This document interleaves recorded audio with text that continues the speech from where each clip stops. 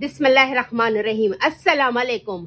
अॼु मां तव्हांखे गजरुनि जे आचार जी रेसिपी थी ॿुधायां ऐं तव्हांजी वॾी वॾी महिरबानी जो तव्हां मूंखे मुंहिंजो बसरनि वारे आचार खे ॾाढो पसंदि कयो ऐं उन्हनि भेणुनि भाइरुनि जो मां तमामु घणी थोराइती आहे जे बसर जे आचार खे ॾाढो पसंदि कयो ऐं काफ़ी इहा ई फरमाइश कई त असांखे गजरुनि जो आचार सेखारियो त कीअं था ठाहियो। त मार्केट में गजरूं अची वियूं आहिनि त मां तव्हांखे चयो त इहो तव्हांखे मां आचार सेखारियां। ऐं ॿियो काफ़ी माण्हुनि इहे बि सुवाल कया मुंहिंजी भेणुनि भाइरनि त तव्हां हिन में तेल छो न विधो आहे, सुरको छो न विधो आहे। तेल जेको पवंदो आहे न उहो पवंदो आहे सुके आचार में। ही हो पाणी जो आचार, सिंधी ट्रेडिशनल आचार हो, ठीकु आहे न। उन में पाणी वारे आचार में न पवंदो आहे। ऐं इहो बि कंहिं चयो त तव्हां सुरको छो न विधो आहे।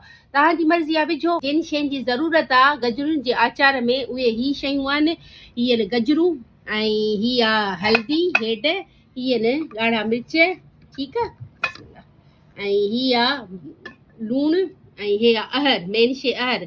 ऐं असां सिंधी में त हिनखे अहर चवंदा आहिनि ऐं उर्दू में शायदि हिनखे रायदाना चइबो आहे। ऐं जेको सो हीअ अहर अथव रायदाना।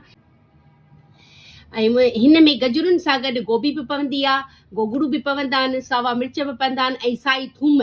इहे शयूं गोभी त अची वई आहे, बाक़ी गोगड़ू ऐं साई थूम मार्केट में न हुई। सो फ़िलहालु मां तव्हांखे गजरुनि जो सेखारियां थी। नेक्स्ट टाइम मां तव्हांखे इन चइनि शयुनि जो आचार सेखारींदसि। त ठाहिण शुरू था कयूं। सभ खां पहिरीं असां हिन जूं हिन तरीक़े सां हिननि खे गजरुनि खे साफ़ु कंदासीं। हे ॾिसो हिन तरीक़े सां हे गजरुनि खे साफ़ु। हिननि गजरुनि खे मां चङी तरह साफ़ु करे वॉश करे हिननि खे कटे पोइ मां 2-3 कलाक हिननि खे लूणु हणी रखी छॾींदसि। पोइ लूण खां 2-3 कलाकनि खां पोइ मां वरी हिननि खे चङी तरह धोई पोइ तव्हांखे ॾेखारींदमि त कीअं थियूं ठहनि शयूं, ठीकु आहे। हाणे ॾिसो मां गजरुनि खे हीअं कटियो हो ऐं कुझु हीअं कटियूं, कुझु हिन तरीक़े सां 3 कलाक खनि अॻु में कटे छिलको लाहे कटे हिनखे लूणु ॾेई रखियो। हाणे हिनखे 3-4 पाणी में मां वॉश कयो आहे। हाणे हिन में असां लॻाईंदासीं मसालो, जेको उहो मसालो ही आहे। हे हो अहर रायदाना साबित आहे, ठीकु आहे। उन खे मां थोरो जूसर में विझी हिन तरीक़े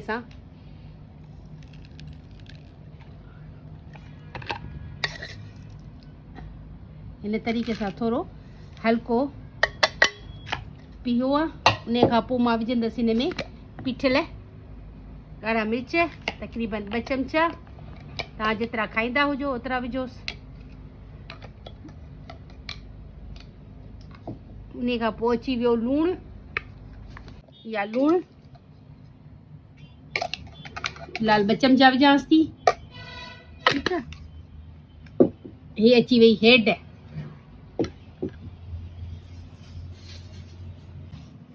जंहिंखे मां हिन जे मथां विझी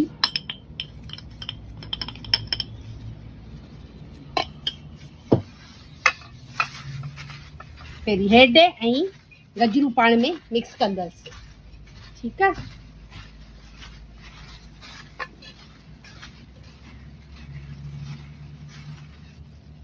हाणे हीउ जेको मसालो आहे इन खे मिक्स करे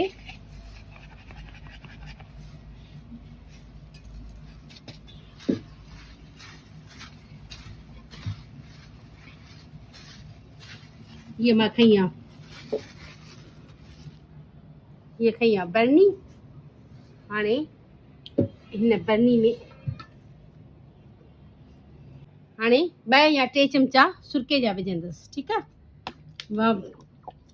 सुरके खां बग़ैर बि थी वेंदो आहे, लेकिन काफ़ी माण्हू चवनि पिया त तव्हां सुरको न विधो आहे बसर में, इन जे करे तव्हांखे मां हिन जे में विझी थी ॾेखारियां।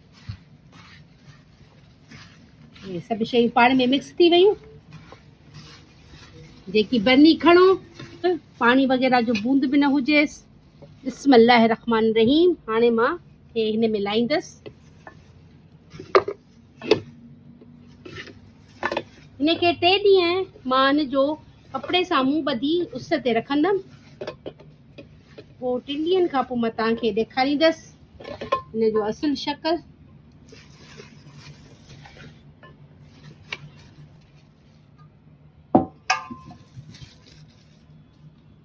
हाणे हिनखे बंदि करे हाणे हिनखे असां 3 ॾींहं असां उस ते रखंदासीं। सुबुह जो उस ते रखंदासीं, शाम जो अंदरि के रखंदासीं।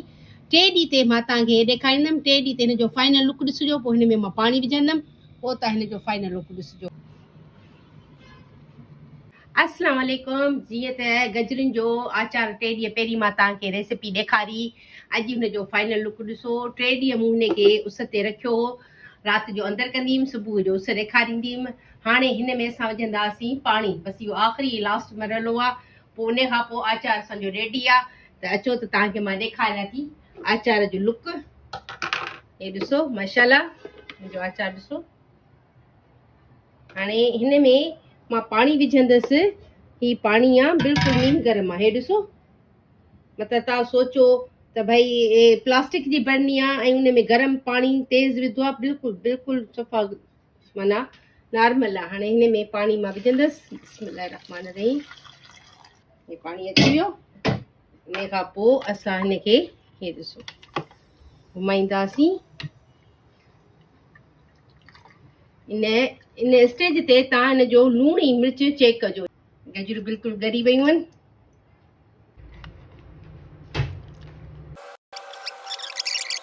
गोगड़ू अचनि त तव्हांखे नेक्स्ट